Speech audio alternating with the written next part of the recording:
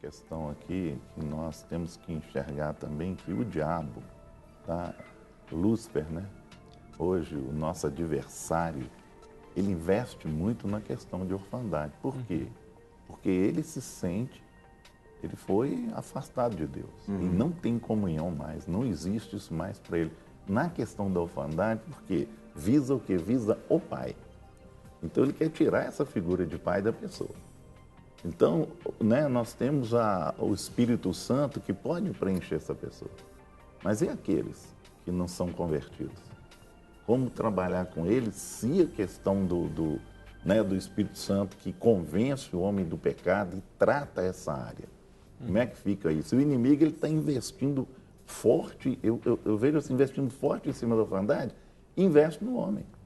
Porque o homem ele tem a figura paterna como referencial na vida dele. Ele perde esse referencial. O inimigo vai lançar na mente dele que Deus abandonou ele. Ele está abandonado por Deus. E aí o que vem dentro dele? Só vem as outras áreas. Agressão, você entendeu? Ser agressivo, né? No trânsito brigar mesmo, e ser o machão, ser o tal, isso é que vem na mente. O inimigo lança, e normalmente quando a gente conversa com a pessoa, fala, o pensamento dele é esse. Por que você é agressivo? Por que você é assim?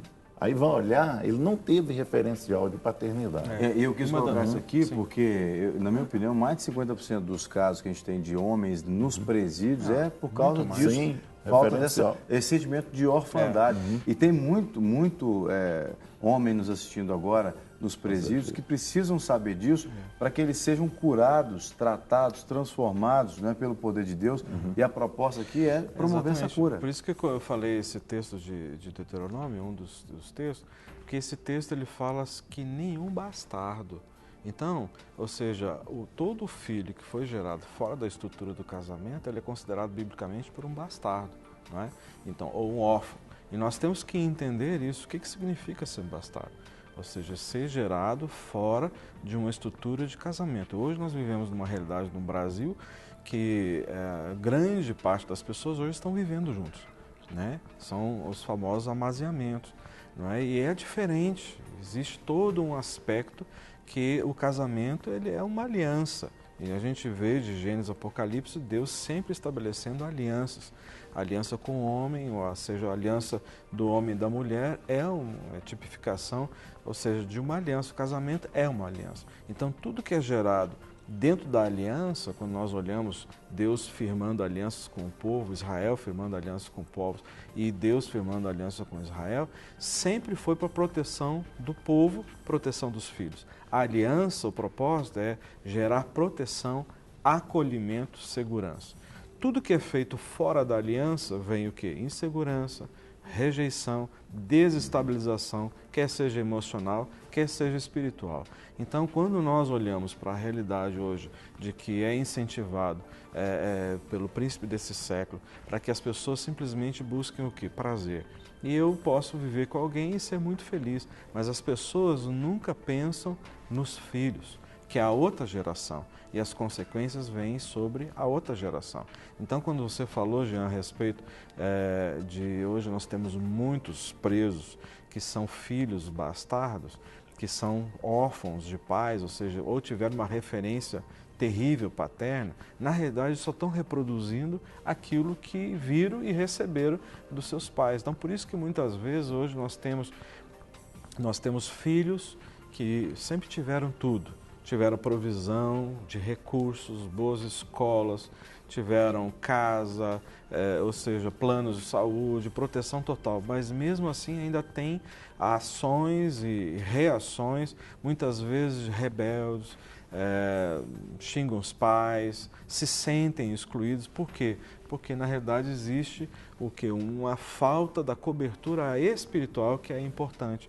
A material não supre a legalidade que é aberta no mundo espiritual. Então é isso que nós temos que entender, que a respeito de que A desobediência dos pais a respeito dos princípios estabelecidos pela palavra de Deus a respeito da aliança chamada casamento, a consequência vem para quem? Vem sobre os filhos. Os filhos vão sofrer as consequências. Quais são um dos sintomas que nós já falamos aqui, pelo menos no filho homem? É a questão da insegurança, uma necessidade de aprovação, e muitas vezes vai usar essas ações, muitas vezes violentas, rebeldes, como uma forma de chamar atenção para ser o quê? Para se sentir preenchido nessa área que está sendo rejeitada. Outra questão muito forte, os bastardos, os órfãos, eles têm um emocional extremamente de altos e baixos. As motivações são alternadas, muitas vezes eles se sentem desqualificados para certas coisas, muitas vezes eles tentam muitas coisas, mas normalmente não conseguem concluir todas elas, porque são extremamente animados para fazer alguma coisa, mas depois, às vezes, não chega nem no meio. Aí diz assim, isso não é para mim, eu vou partir para uma outra coisa. Muitas vezes tem, na infância ainda, terrores noturnos, roem muitas unhas, insegurança, tem visões de vultos, ouvem vozes. Por quê? Porque o pai e a mãe, ou seja, deram toda a atenção, suprimento, mas houve o que? O descumprimento de princípios espirituais protetivos, que é a aliança. Tudo que é feito fora da aliança traz consequências. Eu queria perguntar para a Lúcia, você faz atendimento lá, acompanhamento lá na clínica também, e aí você tem algum caso que te marcou assim dentro desse tema orfandade, com essas manifestações todas aí que o pastor Rogério acabou de citar e a gente já está falando aqui? É o caso dela mesmo. Tem o meu caso também. Testemunho vivo. Mas assim, o que mais me chama atenção nisso tudo é sobre que a gente cria uma certa independência. Como a gente não tem aquele acolhimento, a gente começa a gente querer... que você fala, o órfão. A pessoa que tem sentimento de órfão. Isso. Ele é independente e ele é uma forma dele de autodefesa, dele buscar isso da forma dele. Eu tive algo parecido também, já atendi alguns casos, até tempos atrás também, até de uma família, de uma senhora, uma menina jovem que teve 3 filhos com pais diferentes. Uhum. Cada pai diferente. E ela tinha uma dificuldade muito grande para administrar isso. Então ela seria, por exemplo, uma pessoa que certamente tinha um sentimento de orfandade, por isso ela acabou se envolvendo da forma que envolveu com outros homens. Exato. Então, assim, isso acaba agregando para os filhos também o problema, né? Os filhos vão herdando aquilo também. Então, a pessoa que tem um problema de orfandade, ela vai acabando atrapalhando outros relacionamentos também, né? E realmente, ela acaba o quê? Tem crianças também com esse problema, que elas vão para a escola no dia dos pais, ela espera que o pai vai visitá-la, né? Vai lá compartilhar junto com ele aquele momento do teatrinho, mas ele se vê ali, vê os outros pais chegando, o dele nunca chega.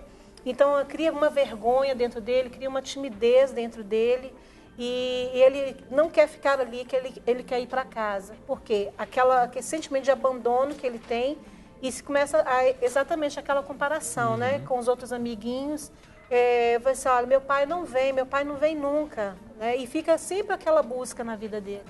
Eu tenho um caso desse que eu cuidei há um tempo atrás. Então, assim, a mãe, ela fica, assim, totalmente sem saber o que fazer nesses casos. Muito difícil. E uma coisa importante também que eu quero dizer, Eugênia, é que muitas vezes as pessoas não passaram por situações traumáticas, né, mas só pelo aspecto do filho ter sido gerado antes do casamento e os pais muitas vezes consertam essa questão, né, conhecem o Senhor e aí regulariza essa situação, mas na realidade ele vai carregar ainda dentro de si esse sentimento. Por quê? Porque na realidade os pais, eles simplesmente pensaram só neles e tomaram uma decisão exclusivamente deles. Eu gosto de você, você me ama, eu te amo, então nós vamos ser felizes juntos. Mas nunca pensaram nas consequências que poderiam advir disso sobre a vida dos filhos. né? E aí muitas vezes os filhos vão carregar isso dentro de si, situações muitas vezes que eles começam e não conseguem concluir, por que certas coisas não dão certo, vão querer buscar muitas vezes nos relacionamentos interpessoais esse buraco que existe dentro de si e muitas vezes não consegue preencher. Quantas pessoas tentando no relacionamento, no outro, e buscando aquilo que é o ideal e não consegue chegar no ideal, não é? Por quê? Porque é uma questão espiritual que precisa ser fechada no mundo espiritual para que então a pessoa possa experimentar a verdadeira relação com Deus Pai. E essa é a principal estratégia de Satanás. A principal estratégia de Satanás é justamente isso. Uma vez que gera essa orfandade, não consegue ver Deus como Pai. Cria uma barreira, né? E ver Deus como Pai e ter aquela realidade, ou seja, da verdadeira adoração em espírito e Não, em e verdade. normalmente Satanás tenta botar na cabeça das pessoas o seguinte: Deus fala que é seu pai, mas te largou aí, ó, passando Isso, tal abandonou situação, né? e tudo mais. Quer dizer, usa até a argumentação de que Deus é pai, mas para machucar ainda mais, né? E se a pessoa não ficar atenta, ela acaba caindo nesse engano do diabo, né? Isso responde à agressividade, à violência, né, que você estava levantando, baseada na vergonha em situações vexatórias, né, e manifesta a ira porque ele sente que faltou algo essencial, né, nos cuidados, a paternidade, o sentimento de ser órfão traz para ele uma falta, uma vergonha. Então, isso gera a ira, a agressividade. A pessoa se torna hostil por falta de se sentir amado, de se sentir pertencente. E às vezes a pessoa até não sabe por que ela é assim, né? Ela quer sair dessa condição. E eu vejo muitas vezes... Até mesmo porque na cabeça dela, ela não é órfã porque o pai e a mãe estavam lá, Não, ela né? nem Ele sabe. cresceu lá. Às vezes ela nem sabe por causa disso, entendeu? E eu digo assim também, por que algumas pessoas que são órfãos espirituais têm o pai e a mãe presentes, mas muitas vezes têm situações assim. Estão em baixa, estão depressivos, por que eu não consigo fazer nada dar certo? Né? E muitas vezes a gente gasta tanto tempo cuidando, tentando curar a pessoa do problema da rejeição, mas muitas vezes a raiz é a orfandade. Não, a rejeição é uma consequência da orfandade. Eu não pedi para nascer. Exatamente. Quantos que diz isso, né, Guerra? E muitas vezes, uma questão de separação, eu tenho alertado muitas pessoas que procuram, assim, a dar cobertura, os pais dar cobertura. E muitas vezes há uma pressão do lado de lá, da esposa, em não deixar o pai dar cobertura para os filhos. Tem que ver que eles são filhos, eles precisam. Eu falei com uma vez que eu atendi, mas sua filha precisa de um referencial de pai. E você tem que dar essa liberdade para ele. Porque amanhã ela vai crescer e ela vai ter problema de paternidade. Isso eu expliquei para ela. E aí ela começou a abrir mão disso. Porque muitas vezes vem o egoísmo, vem o orgulho. Então a pessoa usam os filhos como arma de ataque. Mediação, né, de briga, né? E outra coisa, começa a falar mal do outro com o filho, e aí o filho fica com raiva do pai porque criou um sistema na cabeça do filho. E aí vai ter esse problema de paternidade. Então tem que tomar muito cuidado com isso para não haver esse problema. Sim. Entendeu? Bom, o que está sendo citado é um fenômeno que chama-se alienação parental. É um termo até jurídico, mas existe isso, né, de contrapor a esse papel da paternidade sendo exercido por uma disputa conjugal. Isso aí é muito forte. Gerando maiores conflitos. a gente sabe que o tema é bastante complexo, a gente não vai conseguir encerrá-lo hoje. Vamos continuar falando sobre a orfandade amanhã também. Sim. Mas nós queremos divulgar nós vamos ter seminário, o seminário da Clínica da Alma, que inclusive nós vamos abordar no seminário também esse tema lá, que vai ser do dia 21 ao dia 23 de março. Não é um seminário intensivo de final de semana, que vai acontecer aqui em Contagem, no sítio chamado Greenpeace. Então, 21 a 23, um seminário começando na sexta-feira à noite, sábado, domingo, com temas assim específicos na área de restauração, de cura, com uma adoração livre, espontânea, onde nós vamos ter também oficinas, onde vamos abordar alguns temas e também ministrações em grupos pequenos. Então, assim, se você tem interesse você entre em contato conosco, ou mande seu desejo para o nosso e-mail, né, o mclinicdalma@gmail, ou então pode ser o clinicdalma @redesuper.com.br, e você vai ter todas as informações direitinho para você.